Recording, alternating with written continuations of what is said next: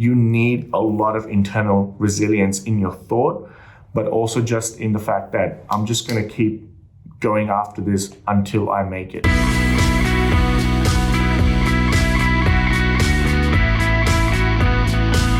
Welcome to Velocitize Talks. I'm Andy North, and my guest today is Shuey Shujab, founder and CEO, Whitehat Agency. Shuey, thank you so much for being here. Thank you for having me. You created Whitehat Agency around 8 years ago when you recognized a market shift in the marketing industry. Tell us how that came about and what makes Whitehat Agency unique in the marketplace. Good question. It's actually really interesting. I never intended to go into the industry and start my own agency. At the time, I was working for someone else, and it was just a very unique situation. This person who was running the agency was doing it very unethically. And I kind of started getting hints of that 3-4 months into it. And I left the agency in about 4 months' time because I just wasn't okay with the things that were going on there. You know, similar issues that a lot of clients experience with agencies. So, you know, over-promising, no deliveries and overcharging and things like that. And I really didn't want to put my name to something like that because I quite quickly worked my way up in the agency and I was running a few things there. Originally, I was hired as a salesperson. So this is kind of December, Christmas time. Fast forward a few weeks, I started getting phone calls from clients that I was speaking to while I was there. And they were like, hey, I want I want SEO now, I want this website built. And I was like, look, I don't work there anymore, but let me help you find a great agency who will kind of do the right thing by you.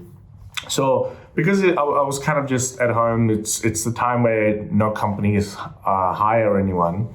So I went off and started helping them, just ringing agencies going, hey, what are your prices and how can you help them and just connecting them together. And what happened was I started getting so many of those phone calls. I was like, hang on a minute, I'm kind of I was kind of doing a lot of the work when I was at that agency anyway, and I'm getting these customers who are calling me, why don't I just start my own? So that's kind of why and how I got started Whitehat. It was a chance, unique situation, and it was never my intention really.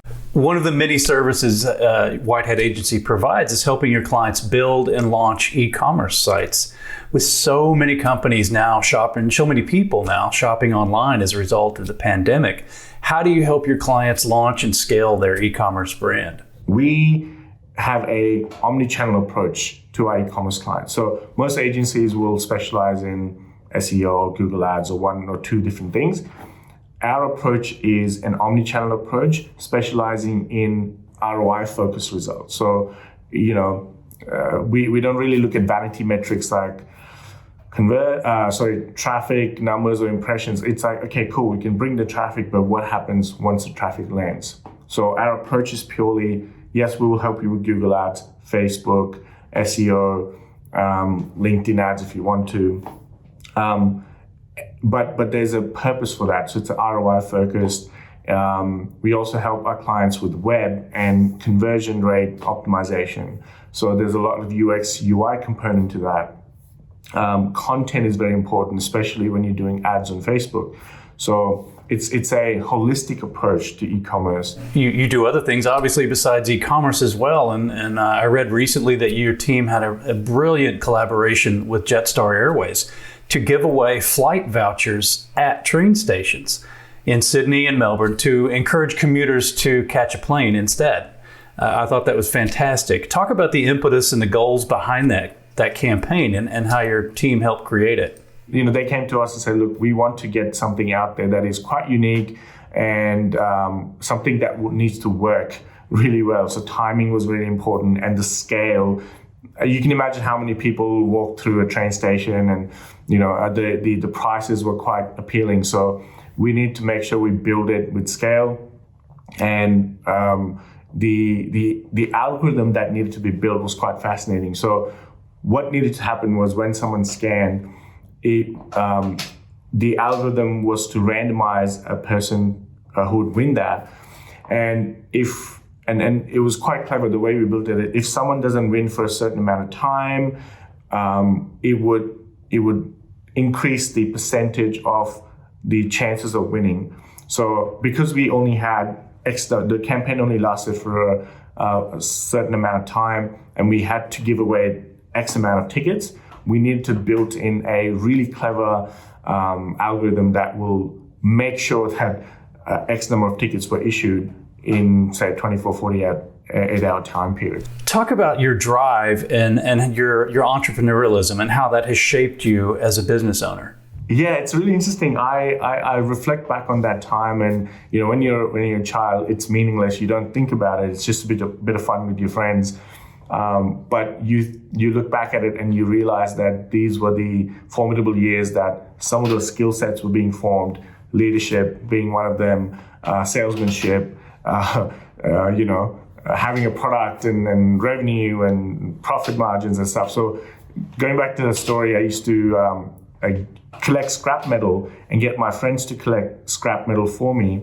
They would give me their portions. I would then go and sell it, and then whatever money I would make, I would keep half for myself, and the other half I'll go buy candy for all my friends and then just distribute all the candy amongst them. So they were happy because they were getting free candy and I was getting 50% off the revenue. So, just having that background kind of helps you, those skills develop over time. What would be your advice to other business leaders, entrepreneurs, perhaps potential agency owners that are struggling with resilience at work? Being in a vulnerable situation like I was, and don't get me wrong, I wasn't on the street. There was no safety concerns there. It was couch surfing and crashing in my ex-girlfriend's place mostly. But it still is it's a tough time psychologically, if you understand what I'm saying. It just, you're not in a good space. So to get out of that and to start a business and to believe it will be successful, you need a lot of internal resilience in your thought, but also just in the fact that I'm just going to keep going after this until I make it. You can only do that if you have a big enough why. So why are you doing this? And obviously in the last sort of things I mentioned, I have a big sort of why. But also you need to be passionate and love what you do. I know it sounds like these cliche things, but it truly helps if you love what you're doing. And for me at that time, it was very much, I need to get myself out of this, and I won't give up. And also I was trying to help these people who were potentially would have been done, could have been taken advantage of if they went back to the previous agency. So I wanted to make sure I helped them. How, in your opinion, has the COVID pandemic changed the digital marketing industry? And what are some of the opportunities, if there are any, that you see going forward? Opportunity-wise, I see a lot of opportunities for companies in talent acquisition. So everything's gone work from home, right? So you no longer need to come into the office. We have Zoom, we have systems and sort of ways of working remotely. So I think entrepreneurs and business owners should take advantage of that, because now you have access to a much larger talent pool around the world that could be potentially working for your business, that may help with cost savings, that might help with getting access to regions that you never had access to previously or didn't think you could access it. So I think huge opportunities in talent and the people who you can hire to work with you. If there's one thing you could change about marketing, what would that be? If I had a magic wand, the way I would somehow figure out a way of protecting the user's privacy, yet still having rich data to be able to market to them in a precise way. So we're not sending them irrelevant ads. We really don't want to end up in the 50s and the 60s era of television and just like broadcasting messages and praying and hoping that people will respond to it. We've had a great run where the algorithm's getting smarter, the targeting is super precise, but I don't like the aspect of the privacy not being something that's priority for some of these big tech giants. So if I could, I would somehow try and solve that. You gave some great guidance earlier, but just wanted to ask, what's the best professional advice you've ever heard or been given? Best advice, actually personal advice, was a mentor of mine really early on. When I first came to Australia, I was 18 years old. This gentleman mentioned to me, look, anything you do in life that is work related, so there is a value exchange where someone's paying you to do something, make sure you provide at least 3 times the value that you're being paid for. So if you're getting paid $10, make sure you provide $30 worth of value. So, make sure there's that there's an arbitrage, or there's a level of much high value created because of the money that's being paid. Another question we like to ask is there a book, a blog, or a podcast that you'd like to share with our viewers that you've enjoyed? The Lex Friedman podcast. He's this computer scientist from the US. He's Russian background, and he interviews really some of the smartest people on the planet. Well, actually smartest people who live, I guess, in the US.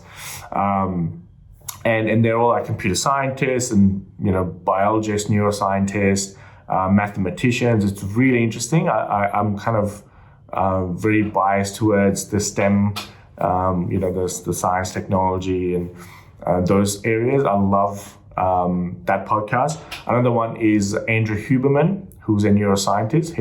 His podcast is great. My guest today has been Shuey Shujab, founder and CEO of Whitehat Agency. Shuey, thank you so much for being with us today. Thank you, and thanks for having me. Appreciate it.